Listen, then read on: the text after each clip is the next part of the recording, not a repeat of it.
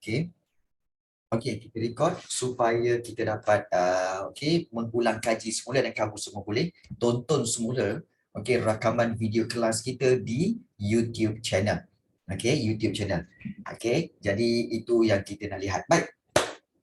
Kita nak lihat ancaman keselamatan di Semenanjung Malaysia. Okey. Baik, so cikgu harap kamu semua telah pun bersedia. Okey, mungkin mungkin kamu semua ada buku teks atau mungkin kamu tak ada buku teks, it's okay. Okey, yang penting fahami dulu.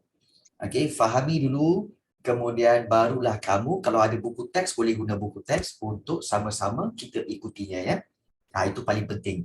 Dan baru-baru ini ada pelajar tingkatan 5 bagi tahu cikgu. Saya dah tengok mat kilau. Saya tengok Wahid tu macam cikgu . Sudah. Okey, iaitu Betul Kushairi. Okey, semua karakter nampak macam cikgu.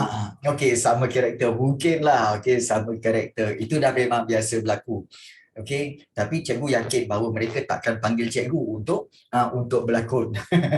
Okey, I don't think so. Okey. Jadi kita tahu bahawa berlakon ni bukan kerja senang . Dia perlukan komitmen masa dan pelbagainya yang kita kata komitmen yang tinggi lah . Okey, baik. So kita teruskan untuk pembelajaran kita iaitu ancaman keselamatan di Semenanjung Malaysia. Okey, baik. Kamu masih ingat lagi tak sebelum kita mulakan, kamu masih ingat lagi tak bahawa oleh kerana ancaman komunis ini maka telah diisytiharkan darurat.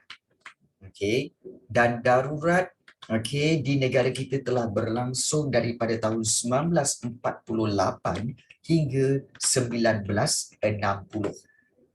Bermakna berapa tahun ni? 12 tahun ya darurat. Dan pada waktu itu kalau kita lihat kerajaan Malaysia bersama dengan kerajaan British pada waktu itu telah pun menjalankan operasi seperti perang saraf, rancangan BRICS, dan juga banyak perkara-perkara yang telah dijalankan oleh kerajaan Malaysia untuk membasmi ancaman komunis. So selepas pembentukan Malaysia, adakah masih ada ancaman komunis di Semenanjung Malaysia? Ya, masih ada. Walaupun darurat itu tamat pada tahun 1960 dan Malaysia telah terbentuk pada tahun 1963, but still PKM ini masih ada. Masih wujud. Masih wujud. Jadi kalau kita lihat di sini, ancaman keselamatan di Semenanjung Malaysia, di mana kalau kita lihat PKM iaitu Parti Komunis Malaya. Mana pula pen aku ni ya? Parti Komunis Malaya yang berada di Semenanjung Malaysia masih meneruskan, kalau kita lihat PKM masih meneruskan kegiatan mengancam keselamatan di Semenanjung Malaysia. Malah kali ini PKM bertindak agresif dengan menyerang anggota keselamatan dan orang awam serta memusnahkan kemudahan awam. Serius saja cikgu? Ya, serius. Serius. Malah berlaku pembunuhan berlaku pembunuhan. Kalau kita lihat pembunuhan anggota keselamatan. Yang pertama sekali pembunuhan anggota keselamatan dan orang awam di mana komunis telah melakukan serang hendak terhadap pasukan keselamatan. Kemuncak ancaman komunis iaitu pembunuhan pegawai kanan polis. Pegawai kanan polis. Pada 17 Jun, contohnya pada 17 Jun 1968, PKM telah melakukan serang hendak terhadap pasukan keselamatan di Kroh, iaitu di Perak, yang mengorbankan seramai 16 anggota keselamatan.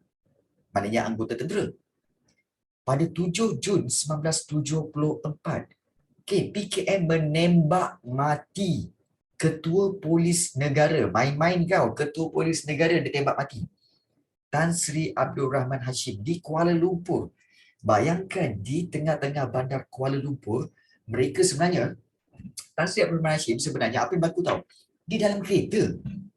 Dia dalam kereta. Kereta tu berhenti di traffic light. Kemudian, okey, lalu orang-orang kita kata orang-orang PKM ni yang berpakaian biasa, lalu kat depan dia, depan kereta, terus ambil pistol dan tembak. Macam filem. Memang macam filem, serius macam filem. Tembak mati macam tu je dekat tengah jalan. Kemudian lari. Jadi memang benar-benar berlaku. Ya, iaitu Tan Sri Abdul Rahman Hashim. Dan pada 13 November 1975, mereka juga PKM telah menembak mati Ketua Polis Negeri Perak iaitu Tan Sri Koo Chong Kong dan pemandunya di Ipoh. Okey, ini serangan bukan dalam hutan. Ini serangan di bandar. Maknanya PKM telah menyamar menjadi orang awam, berpakaian biasa, pergi ke bandar dan memburu ketua polis. Bayangkan tu. Selain itu, orang awam dan kemudahan awam juga turut menjadi sasaran komunis. Di mana pada bulan Julai 1969, seorang wanita diseksa sehingga mati di Sentok, Kedah. Periuk api dipasang oleh PKM di sepanjang Jalan Changlun di Kedah. Kamu tahu periuk api itu macam mana? Kamu tahu periuk api tak? Tahu kan periuk api? Tahu ke tak tahu periuk api ni? Landmine. Landmine tu ditanam. Kalau kamu berjalan dan terpijak, kemudian dia akan meletup. So bila meletup, kaki kamu tu memang boleh hancur. Kaki boleh hancur. Kalau dia punya blast radius kuat, boleh hancurkan seluruh badan. Betul. So periuk api ni biasanya bertujuan untuk apa? Untuk membunuh orang yang terpijak periuk api tu. Dan periuk api tu bukan nampak tau, dia ditanam dalam tanah. So kalau dipijak je dia memang meletup, dan banyak askar sebenarnya kakinya kudung. Kakinya terpaksa dipotong. Sebab apa? Bila terpijak landmine tu, so dia akan meletup dan akan memusnahkan kaki anggota keselamatan. Sampai tahap macam tu tau. Bayangkanlah. Periuk api dipasang di sepanjang Jalan Changlun, Kedah. Malah jalan raya dan jambatan kereta api diletupkan. Diletupkan. So ini kena ingat ke cikgu ya? Yang pasal bunuh ketua polis tu. Ya. Berkaitan dengan pembunuhan anggota keselamatan ini, sebaik-baiknya kamu ingat. Tapi bukan tarikh dia lah. Kamu boleh ingat iaitu tentang Ketua Polis Negara telah pun ditembak mati di Kuala Lumpur, dan Ketua Polis Negeri Perak juga telah ditembak mati pada tahun 1975. Macam itulah. So ini adalah sebagai satu contoh. Satu contoh serangan serangan hendap yang telah dilakukan oleh PKM terhadap pasukan keselamatan. So kalau kamu jawab soalan, so kamu boleh jadikan kedua-dua peristiwa ini sebagai contoh. Contoh keganasan ataupun serang hendap PKM terhadap anggota keselamatan. So itu penting. Untuk kenapa kamu kena ingat supaya peristiwa-peristiwa ini menjadi contoh dalam membina jawapan esei dan juga struktur nanti. Ya. Baik, ini KPN dibunuh dengan kejam. Nampak tak? Memang ada berita memang ada berita tentang KPN, Ketua Polis Negara dibunuh dengan kejam. Nampak tak? Dalam berita ni ditulis bahawa apa? 2 lelaki lepaskan 11 das tembakan. 11 das tembakan dari jarak dekat. Maknanya dalam kereta tu tembak dekat 1, 2, 3, 4, 5, 6, 7, 8, 9, 10, 11. Gila. Memang nak bagi mati ni. Ya. Confirm mati dah. Confirm mati. Kalau 1, 2 tu pun dah mati. Kalau 11 tu memang berdendam sangatlah. Dengan Ketua Polis Negara.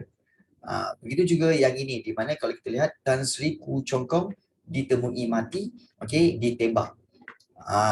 Bayangkanlah, jadi ini kalau kita lihat, kalau dibiarkan, maka keselamatan negara kita terancam. Pada bila-bila masa saja, sekarang ni kalau kita lihat, kalau dibiarkan, ini ketua polis negara dan ketua polis negeri yang kena tembak. Kalau buatnya kita menjadi musuh dia, bila-bila masa kita juga akan menjadi buruan PKM untuk ditembak mati juga. Sebab itu ancaman komunis tidak boleh diabaikan. Pada waktu itu tak boleh diabaikan. Jadi kalau kita lihat di sini, seterusnya Tugu Negara pernah dibom. Pengeboman Tugu Negara. Tugu Negara, apa salah Tugu Negara ni? So pengeboman Tugu Negara. Kalau kita lihat, yang kedua ni iaitu Tugu Negara dibom di mana pada pagi 26 Ogos 1975 PKM meletupkan Tugu Negara yang ada di Kuala Lumpur. Yang ada sekarang ni, diletupkan. Dan kenapa diletupkan? Tindakan mengebom tempat awam ini telah menimbulkan kemarahan rakyat terhadap komunis dan rakyat telah menuntut kerajaan untuk mengambil tindakan tegas, termasuklah mengenakan Akta Keselamatan Dalam Negeri. So, pihak keselamatan telah mengambil langkah memperkuat perkhidmatan periksikan untuk mengawasi kegiatan komunis. Bayangkanlah, ini gambarannya, di mana kalau kamu lihat, Tan Sri Muhammad Ghazali Syafiee bersama-sama Ketua Polis Kuala Lumpur, Muhammad Amin Osman ini melihat kemusnahan tugu yang dibom oleh PKM. Kenapa lah salah tugu pula? Dia kalau dah orang kata apa, bila kalau kita lihat bila kita kata ini sebagai satu tindakan yang sabotaj lah. Benda ni memang berlaku pada orang-orang yang bermasalah. Kamu mungkin pernah mengalami pengalaman ini di mana bila mungkin kawan kamu ataupun orang-orang tertentu yang tak suka dengan kamu kan. Tiba-tiba kan pensel kamu hilang, beg kamu diconteng, kemudian meja kamu diconteng.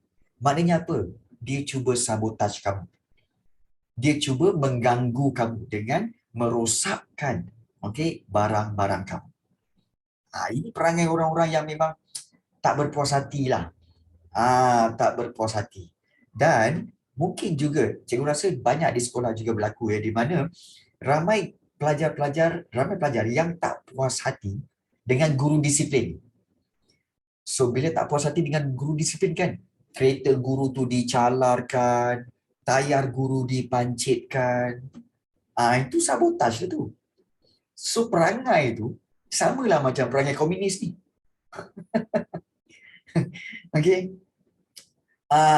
Sama macam perangai komunis. Tak puas hati dengan guru muda. Kau kenapa tak puas hati dengan guru muda, Nafiman? Mentang-mentanglah guru muda tu cantik-cantik, kau tak puas hati pula. Alah, kau ni. Baik. Jangan. Cikgu pun sama juga. Jangan. Kan? Tak kuat. Iman tak kuat. Baik.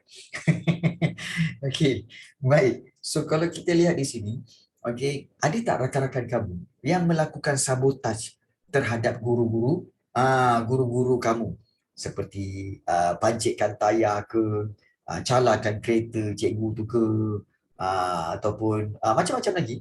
Ada kawan-kawan kamu yang pernah buat? Ada ada So kamu kena ingat, kalau ada rakan-rakan kamu dia curi kereta cikgu tu, melampau sungguh Nafi. Melampau sungguh kalau dia curi kereta tu. Kalau ada kawan-kawan kamu macam tu, kamu cakap dengan dia apa tahu? Kau ni perangai macam komunis kenapa? Kamu cakap macam tu. Kau ni perangai macam komunis kenapa? Kan? Kenapa pula?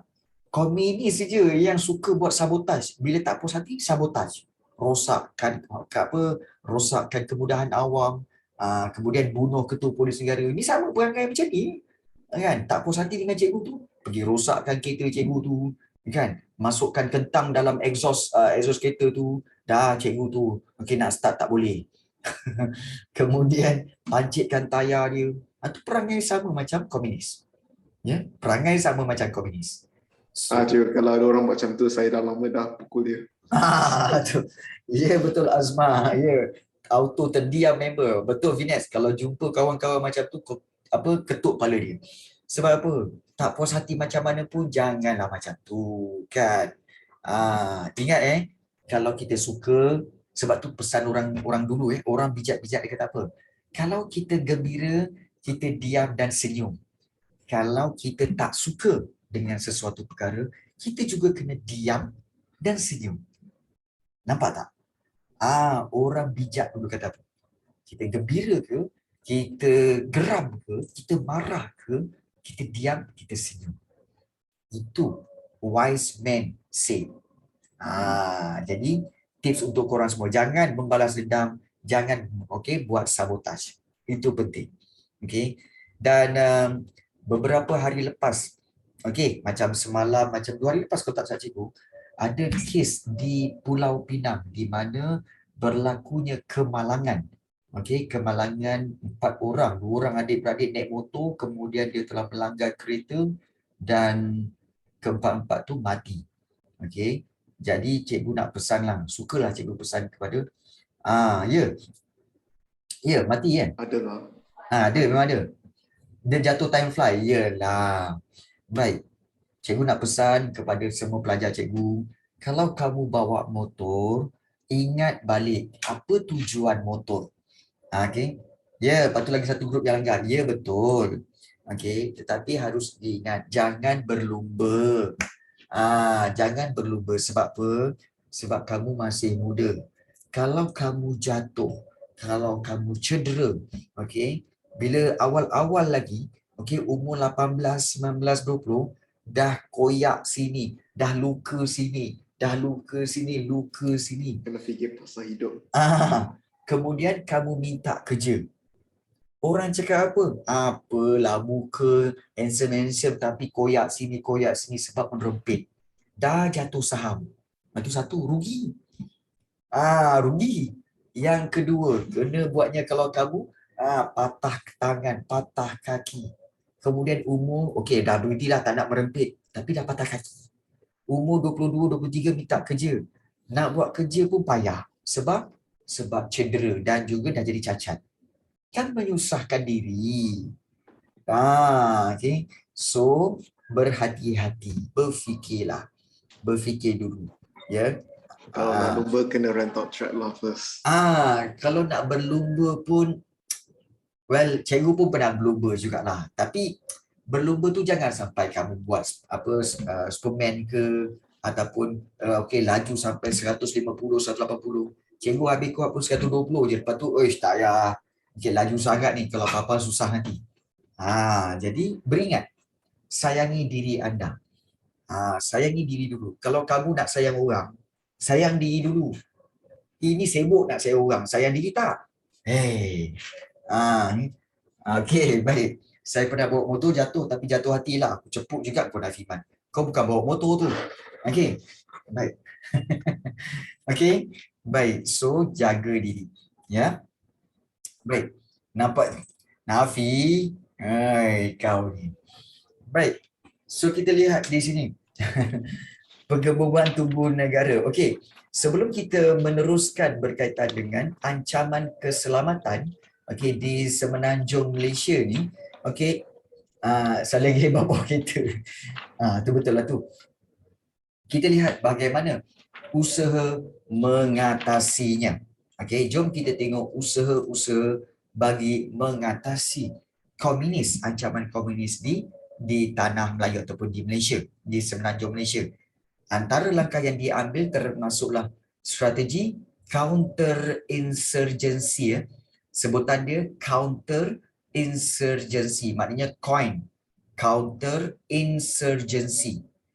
So, langkah ini, apa itu counter insurgency cikgu? Iaitu langkah ini merupakan usaha keselamatan dan pembangunan untuk apa?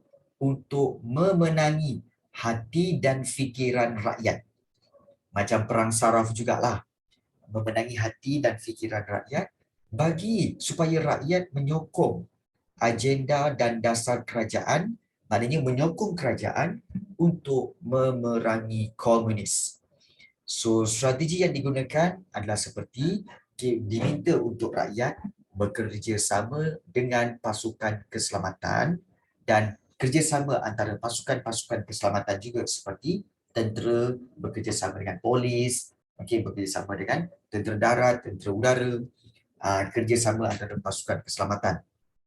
Kemudian, kerjasama dengan ahli politik dan juga agensi-agensi kerajaan untuk menjalankan strategi COIN yang berkesan, iaitu strategi untuk memenangi hati dan fikiran rakyat supaya rakyat terus menyokong agenda kerajaan untuk memerangi komunis ini.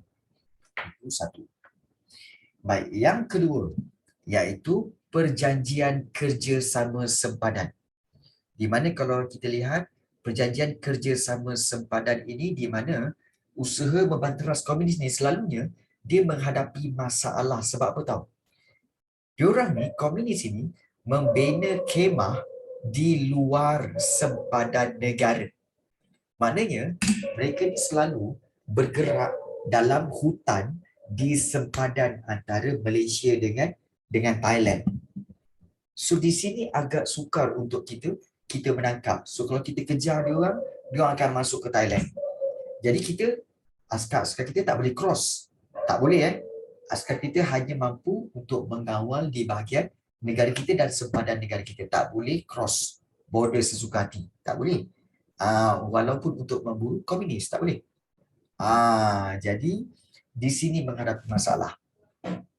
Oleh itu, langkah utama yang diambil adalah seperti mengadakan persefahaman antara kerajaan Malaysia dengan kerajaan Thailand melalui perjanjian kerjasama sempadan memerangi komunis pada tahun 1976 di Thailand. So, antara langkah yang dijalankan termasuklah membina pagar sempadan dan juga operasi bersama. Maknanya, menjalankan operasi bersama-sama bagi memburu pengganas-pengganas komunis.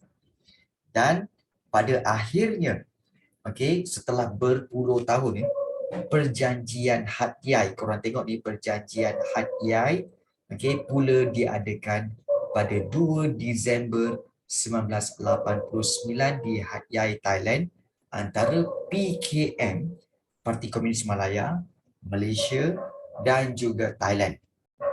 So pada tahun 1989 PKM akhirnya PKM setuju untuk bubarkan unit bersenjata mereka serta memusnahkan segala senjata api, bahan letupan dan juga jerangkap samar yang dipasang. Maknanya apa? Maknanya ini tujuan supaya PKM setuju untuk kami nak tamatkan perjuangan ini. Kami nak tamatkan perjuangan PKM untuk membentuk sebuah negara Republik Komunis. So kami surrender lah. Memang kami rasa memang matlamat PKM ini dah tak mampu untuk dilaksanakan lagi. So bubarkan. Bubarkan. So kalau kita lihat di sini, kerajaan telah melaksanakan usaha yang serius bagi menjamin keselamatan negara. So usaha ini berjaya dilakukan melalui pengorbanan yang diberikan oleh anggota keselamatan. Rakyat juga, cikgu, kenapa komunis tak jajah Thailand? Baik, sebenarnya komunis ada juga percubaan. Ada juga percubaan untuk menyerang anggota keselamatan komunis. Ya. Tetapi tak mampu. Dia tak mampu. Sebab apa? Sebab juga mereka diperangi oleh tentera-tentera Thailand. Maknanya mereka dah tak kuat. Mereka tak kuat. Tapi mereka macam budak jahat lah. Macam kat sekolah, Okey, contoh macam kat sekolah kamu, okey, budak sekolah kamu, okey, katakan budak sekolah kamu ada lebih kurang 800 orang. Tapi yang nakal ni ada satu geng, 5 orang je. 5 orang ni memang nakal. Okey, memang nakal lah. Okey, suka melawan cakap cikgu, kemudian suka pau apa junior, kemudian juga suka orang kata apa bully kawan-kawan lain. 5 orang je. 5 orang je. Jadi, kamu rasa 5 orang tu mampu tak untuk menggagalkan rancangan-rancangan cikgu? Nak buat koko ke, ataupun kemudian rancangan cikgu untuk buat hari sukan ke. Kalau mereka 5 orang ni plan untuk gagalkan hari sukan apa semua tu, agak-agaknya berjaya tak? Memang tak lah kan? Memang tak. Jadi 5 orang ni buatlah macam mana pun, orang dah macam lantaklah budak tu 5 orang, biarlah dia. Okay. Jadi lama-lama 5 orang ni akan rasa macam kita buat apa pun macam tak ada efek pun. Malas nak jadi budak jahat. You see? Malas nak jadi budak jahat. Baik kita join je lah dia orang. Jadi okay, join sukan ke, join koko ke kan. Dia macam tu juga komunis tu. Nak membentuk Republik Komunis. Okay, nak buat di Thailand. Okay, kena serang dengan Thailand. Nak buat di Malaysia, kena buru dengan anggota keselamatan Malaysia. Jadi lama-lama diorang rasa macam tak berguna perjuangan ini. So lebih baik bubarkan. Jadi itulah yang berlaku. So kalau kamu tanya kenapa komunis tak jajah Thailand, mereka dah cuba tapi gagal juga. Gagal. Okay? Gagal dan tak mampu dan tak berjaya lah sebenarnya. Jadi itulah menjawab soalan Arif ya. Baik. So kalau kita lihat di sini, dengan termeterainya perjanjian Hatyai itu pada tahun 1989, maka tamatlah gerakan bersenjata PKM untuk merampas kuasa serta menubuhkan sebuah negara Republik Komunis. So tamatlah. Okay, dengan perjanjian Hatyai itu maka tidak ada lagi ancaman komunis. So sebagai rakyat Malaysia kita perlu berbanggalah dan bersyukur kerana usaha menghapuskan ancaman komunis ini telah berjaya dan mengembalikan negara dalam keadaan aman dan makmur. Nampak tak? So sedikit informasi berkaitan dengan kalau kita lihat tentang Tunku Negara tu, Tun Abdul Razak sebagai Perdana Menteri yang kedua Malaysia mengarahkan agar kutipan derma diadakan bagi menampung perbelanjaan memperbaiki tubuh negara yang telah dimusnahkan oleh komunis itu. So kerja-kerja membaik pulih tubuh negara telah disiapkan pada 11 April 1977 oleh Christopher B. Carney, pensyarah Fakulti Seni Lukis dan Seni Reka ITM, Institut Teknologi Mara. So beberapa model rakyat tempatan digunakan sebagai wajah baharu pada tubuh negara. So tubuh negara sekarang ini adalah tubuh negara yang telah dibina semula pada tahun 1977. Jadi kalau kita lihat apa yang telah kita pelajari pada hari ini, iaitu berkaitan dengan ancaman keselamatan di semenanjung Malaysia, di mana kita lihat komunis telah melakukan dua aktiviti iaitu pembunuhan anggota keselamatan dan juga orang awam, dan juga yang kedua telah mengebom tugu negara. Jadi bagaimana usaha mengatasinya, iaitu menggunakan strategi COIN, iaitu counter insurgency, iaitu melakukan strategi perang saraf memenangi hati dan fikiran rakyat, dan satu lagi membuat perjanjian kerjasama sempadan antara Malaysia dengan Thailand yang akhirnya PKM telah bersetuju untuk membubarkan unit bersenjata mereka dalam perjanjian Hatyai pada tahun 1989. Okey, baik. So, kita dah habis pada satu subtopik sebelum kita masuk kepada subtopik lain. So, ada tak soalan berkaitan dengan apa-apa juga subtopik yang telah kita pelajari? Mungkin kalau kamu ada soalan nak tanya, mungkin boleh tanya sekarang. Mungkin